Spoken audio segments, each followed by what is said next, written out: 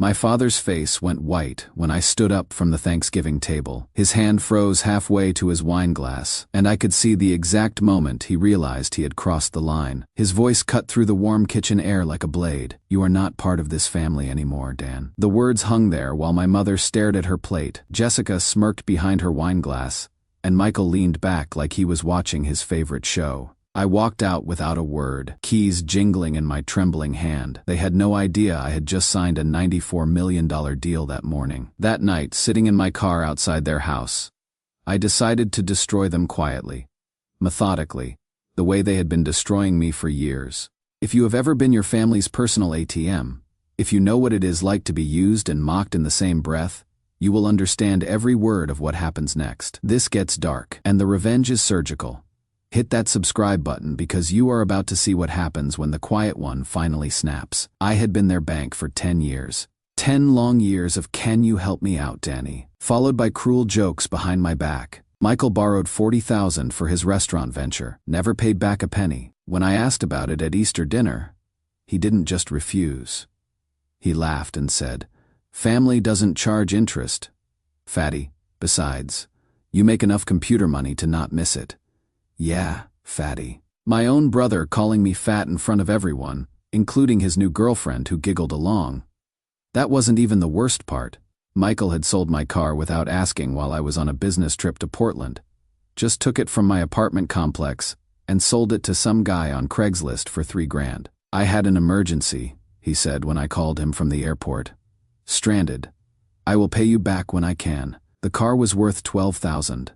I never saw a penny. Jessica needed $65,000 for her MBA at Northwestern. I wired it the same day she called crying about losing her spot. "Danny, you are literally my hero," she sobbed. "I will pay you back as soon as I graduate. I swear on Mom's life." 2 years later, she is pulling down 6 figures at McKinsey, driving an Audi, and suddenly too busy to return my calls. When I did reach her, she said, "God, Danny, you are so desperate for attention." It was a gift, not a loan. That is what family does, but Jessica's cruelty went deeper. Last Christmas, she posted Instagram photos from her Bahamas vacation with her boyfriend Tommy. $8,000 worth of luxury resort photos. Caption: "Sometimes you just have to treat yourself to paradise." I knew exactly what it cost because she had used my credit card. "My card got frozen," she had said. "Just this once, I promise." She never paid me back, and when I brought it up, she rolled her eyes. "Danny, don't be such a Jew about money. It is pathetic." The casual anti-Semitism hit like a punch. We are not even Jewish, but she knew it would hurt. That was Jessica's specialty, finding exactly the right words to make you feel worthless. Dad was the worst manipulator of all. He would introduce me at family gatherings as our Danny. The computer guy with that apologetic tone, like he was embarrassed I existed. He had followed it up with glowing descriptions of Michael's entrepreneurial spirit and Jessica's brilliant corporate success. I was an afterthought, a footnote, the boring one who fixed everyone's Wi-Fi and paid for dinner. But Dad's real crime was systematic theft. 3 years ago, he had asked for access to my savings account for family emergencies only. What he didn't tell me was that he had been day trading with my money, chasing get-rich, quick crypto schemes, and penny stocks. $47,000 vanished into his gambling addiction, while he lectured me about being more responsible with money and thinking about the future. The cruelest part, he had set up automatic transfers from my account to cover his losses, then shuffle money between different accounts. So the balance never looked quite right. I trusted him completely. He used that trust to systematically rob me while making me feel guilty for even checking my statements. Mom played the innocent act, but she was complicit in everything. She had piled my plate high with leftovers because you probably don't eat right living alone in that sad little apartment. She would sigh and say things like, "I worry about you, Danny. You work so hard, but you don't have anyone special in your life." It sounded caring, but the message was clear. You are pathetic, alone, and we pity you. Worse, Mom had been using my credit cards for her shopping sprees. Small amounts, always with excuses. I needed groceries for the family dinner you were coming to. Gas money for running errands for everyone. 2 years of tiny charges that added up to $6,000. When I noticed, she got teary-eyed. I thought you wouldn't mind helping your mother. I gave birth to you, Danny. I sacrificed everything for this family.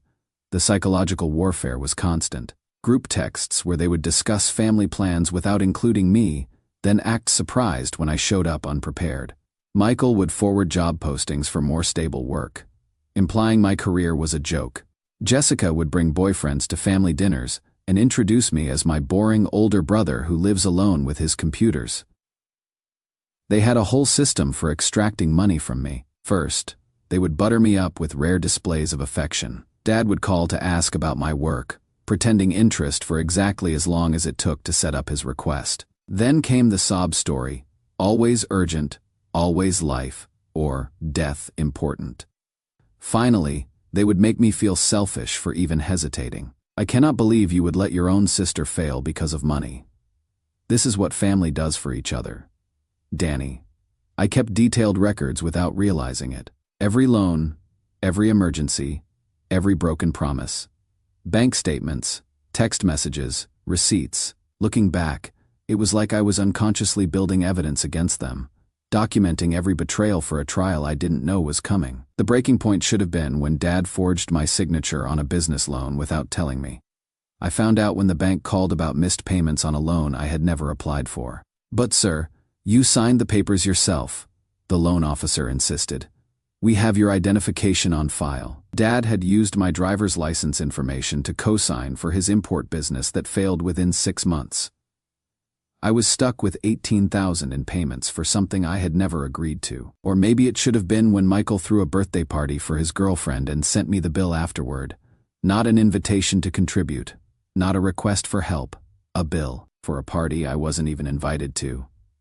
You make the most money, he wrote in a text. It is only fair you pay for it.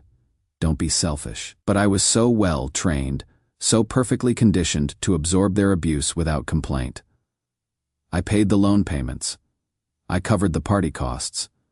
I apologized for questioning their choices. I was the family doormat, and they wiped their feet on me daily. That final Thanksgiving was supposed to be my moment of triumph. CloudSync, my little computer project they had mocked for 3 years, had just been acquired by Amazon for $94 million. My share after taxes and legal fees was $78 million, more money than my entire extended family would see in 10 lifetimes. I practiced my announcement in the mirror, imagining their shocked faces. Maybe they would finally respect me. Maybe Dad would admit he was wrong about my career. Maybe Jessica would stop treating me like her personal charity case. Maybe Michael would see me as more than just a wallet with legs. Instead, halfway through dinner, Michael pulled out his phone with that vicious grin that always meant someone was about to get hurt. Oh man, you guys have to see this, he said, scrolling through what looked like a group message thread. Tommy's been sharing stories from our last barbecue. My stomach dropped. Tommy was Jessica's boyfriend, the McKinsey consultant who wore $50 ties and talked about optimizing synergies at dinner parties. I had hosted that barbecue at my apartment complex, paid for all the food, spent 2 days preparing everything because I wanted them to be proud of me for once. Michael cleared his throat like he was about to give a performance. Listen to this gem. ATM Dan strikes again with his pathetic hosting attempts. At least the fat loser is useful for something. Remember when he tried to tell us about his stupid computer project and we all just nodded until he finally shut up? I thought Sarah was going to die trying not to laugh.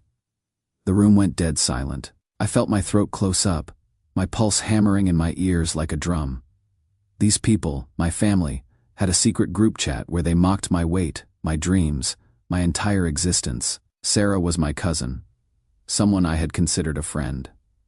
Oh. But wait, there is more.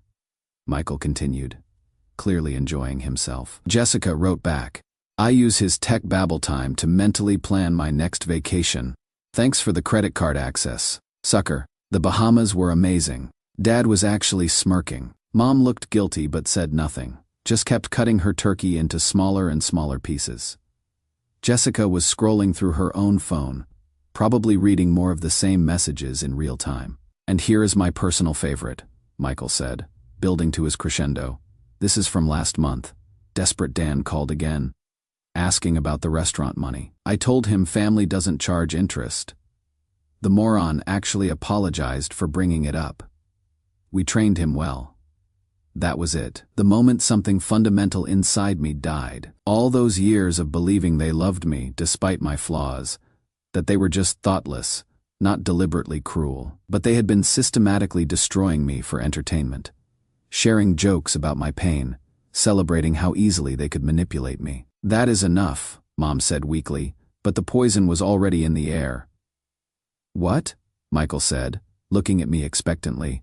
It is just family banter. Danny, don't be so sensitive. I stood up. My chair scraped against the hardwood floor. The napkin fell from my lap.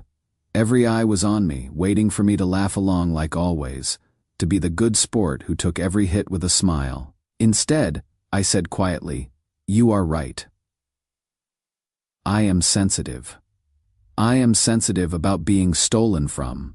I am sensitive about being lied to. And I am really sensitive about being mocked by people I have spent 10 years supporting." "Oh, come on," Jessica said. "Speaking for the first time, we are just having fun. Don't be so dramatic." "Dramatic?" I asked. "Like using my credit card for an $8,000 vacation and calling me a Jew when I asked for the money back." Her face flushed red. "I never said that. Tommy's in your group chat, Jessica. He screenshots everything." "Sit down, Danny," Dad commanded, using that voice that had controlled me since childhood. "We are family. We tease each other. That is what families do." But something had changed. That voice didn't work on me anymore. "You are right, Dad. Families do tease each other, but they don't systematically steal from each other. They don't forge signatures on business loans. They don't gamble away $47,000 of their son's savings."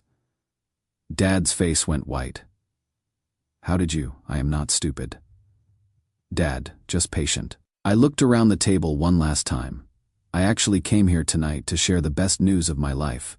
I wanted you to be proud of me for once." Danny, Mom started, but I held up my hand. 3 days ago, Amazon acquired my stupid little computer project for $94 million. The silence was absolute. Jessica's phone clattered onto her plate.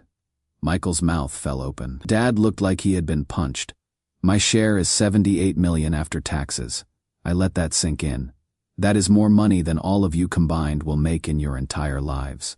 I walked to the door, grabbing my coat. "But here is the thing. You will never see a penny of it. Not for emergencies. Not for medical bills. Not for funerals. I am done being your ATM." "Where are you going?" Dad called after me, voice shaking. "We need to talk about this." I turned back one last time. We just did. I left them there and sat in my car for 20 minutes. Hands shaking. Breath coming in short bursts. Through the kitchen window, I could see them arguing, probably about how much money they had just lost access to.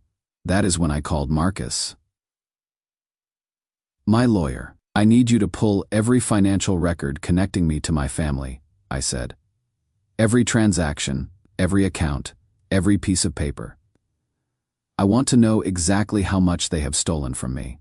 "Danny, it is Thanksgiving night," he said. "This sounds serious." "Are you sure you want to?" "I have never been more sure of anything in my life." What Marcus found over the next week made my blood run cold. Jessica's forgeries were extensive. Not just the Bahamas vacation, but a home equity loan against my condo for $120,000. She had studied my signature so carefully she could replicate it perfectly. The bank had security footage of someone who looked exactly like me signing the papers. But I had been in Seattle that day for investor meetings. Dad's theft was even worse. He hadn't just gambled with my savings. He had been systematically bleeding multiple accounts dry, using my identity to open new credit lines when the old ones ran out. The forensic accountant I hired found evidence of over $60,000 in fraud. All perfectly documented in financial records that told the story of a father methodically destroying his son. Mom's shopping sprees weren't innocent either.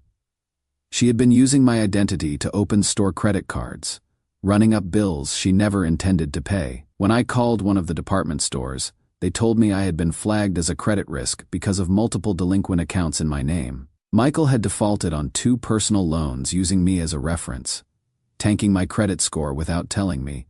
When collection agencies couldn't find him, they had started calling my workplace.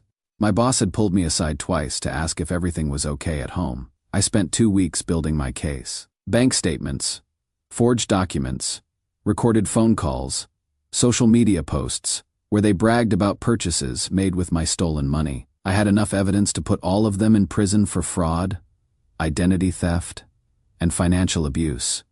But prison wasn't what I wanted. I wanted them to understand what they had lost. The CloudSync acquisition closed on December 15th. $78 million hit my account in a single wire transfer. For one afternoon, I was richer than everyone I had ever known combined. Then I started making calls. First call, every bank, credit union, and financial institution where I was the primary account holder. I canceled every shared account, every credit card where they were authorized users, every automatic payment I had set up for their bills. Dad's country club membership, gone. Mom's premium cable package, canceled. Michael's car insurance, terminated. Jessica's gym membership, cut off. They had been living off my credit for so long they had forgotten they couldn't afford their own lives. Second call, I moved every remaining penny out of any account they could access. New bank, new accounts, new passwords. They had never guess. I hired a wealth management firm to handle my money, with strict instructions that no family members were to be given any information under any circumstances. Third call. I reached out to my cousin Mark, the only family member who had never asked me for money. I needed someone to witness what came next. Mark met me for lunch the day before my planned confrontation. I showed him the evidence, explained what I had discovered, outlined my plan. He looked through the documents with growing disgust. "Danny, this is criminal," he said. "Identity theft, fraud, financial abuse. You could have them all arrested." "I know," I said, "but I don't want them in prison. I want them to live with what they have done. I want them to understand that their greed cost them a relationship with someone who would have given them anything." 2 weeks later, I invited them to what I called a Christmas reconciliation dinner at Mom and Dad's house. I brought 3 manila folders and wore my best suit, the charcoal gray one I had bought for investor meetings. I wanted to clear the air about Thanksgiving, I said, settling into Dad's leather recliner, the one I had bought him for his 60th birthday. "I think we should discuss our financial relationship going forward." Dad looked confident, even pleased. He probably thought this was me coming back with an apology, ready to share my windfall with the family. "Danny, you don't need to apologize," he said, cutting into the prime rib Mom had prepared. "Family supports each other through thick and thin. That is what makes us who we are." "You are absolutely right," I said, opening the first folder. "Family should support each other, which is why I need Jessica to explain this." I slid the home equity loan documents across the coffee table. Her face went from confident to confused to terrified in about 5 seconds. "Specifically," I continued, "I need you to explain how you managed to sign my name better than I can, while I was physically in Seattle for business meetings." The color drained from her face, like someone had pulled a plug. Her wine glass started trembling in her hand. "Dan, I can explain, I am sure you can," I said calmly. "The FBI will want to hear that explanation. Identity theft is a federal crime, Jessica, 10 years minimum, and that is if they feel generous." "Now wait. Just a minute," Dad said, starting to stand up, his face flushing red. "You cannot threaten your sister like that." "Sit down, Dad." My voice was quiet, but there was something in it that made him freeze halfway up. Something cold and final that none of them had ever heard before. "I am not threatening anyone. I am stating facts, and I am not finished." I opened the second folder, spreading his day, trading statements across the table like a dealer laying out cards. "These are your E-Trade records, Dad. 3 years of losses, every single bet funded with money you stole from my accounts. $67,000 in total, including the $18,000 I am paying on that business loan you forged my signature for." Dad's confident expression melted like ice in summer heat. He slumped back into his chair, suddenly looking every one of his 62 years. "That wasn't stealing," he said weakly. "I was investing your money, trying to grow it for the family." "By losing all of it?" I asked. "Every single investment you made lost money. Dad, everyone. You have the reverse Midas touch, and you funded it with my life savings." Michael was staring at me like I had grown a second head. Mom was crying now, quiet tears she wiped away with her napkin. I opened the third folder. "Mom, these are your shopping records. $6,000 charged to credit cards you opened in my name. Department stores, jewelry, that spa weekend you took with your sister, all paid for with my identity. All defaulted on when the bills came due." "I thought you wouldn't mind," she whispered. "I gave birth to you, Danny. I sacrificed my body, my youth, everything for this family. I thought helping your mother was something you would want to do. Helping you shop for jewelry isn't the same as stealing my identity, Mom." I stood up, straightening my tie. "Here is what is going to happen, Jessica. You are going to pay back every penny of that $120,000, plus interest compounded monthly at market rates. If you cannot manage that, I will have you prosecuted for identity theft, fraud, and forgery. The security footage is very clear. I don't have that kind of money," she said, voice barely audible. "Then you will get it. Sell the Audi, downsize your apartment. Take a second job. Figure it out." I turned to Dad. "You will repay the $67,000 you stole, plus the ongoing payments on that business loan. All of it with interest." "Son, please," Dad said, and for the first time in my life, he sounded truly desperate. "I am your father." "A father doesn't steal from his children," I replied. "A father doesn't gamble away his son's future while lecturing him about responsibility." I walked to the window, looking out at the BMW Dad had bought with my stolen money. "You want to know the funny part? 3 days ago, I became richer than all of you combined will ever be. Amazon acquired CloudSync for $94 million. I let that sink in, watching their faces in the window's reflection. Jessica had gone completely white. Michael was staring at his plate.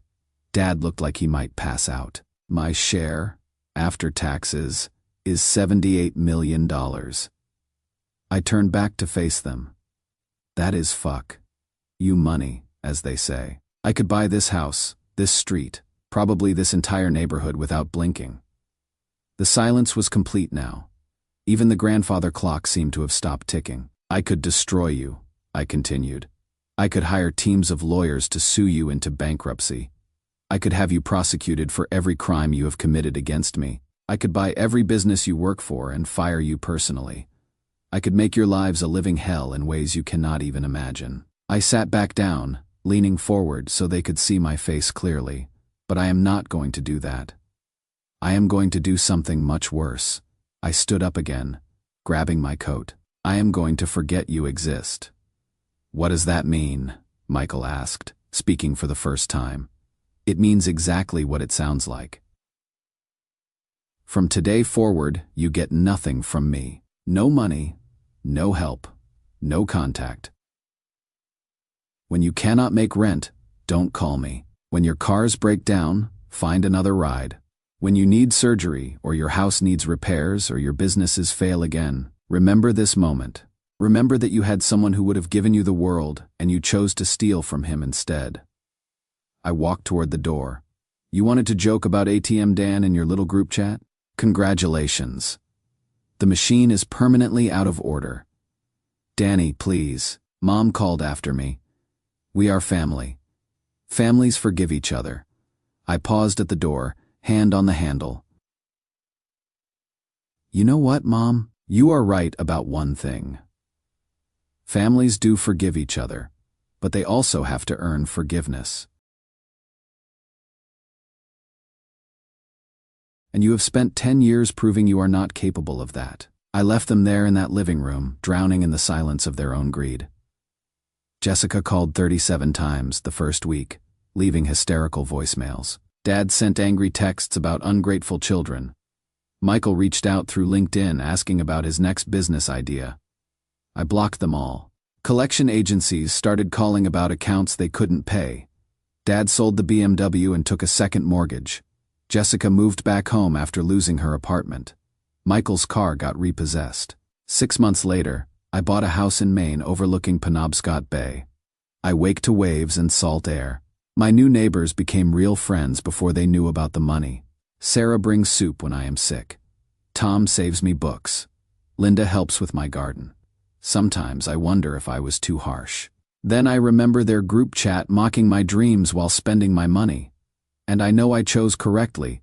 If you have been the family ATM, set boundaries. You don't owe anyone your dignity. Drop a comment if you have been there. Hit subscribe for more stories about choosing yourself. Sometimes the most powerful thing you can do is walk away.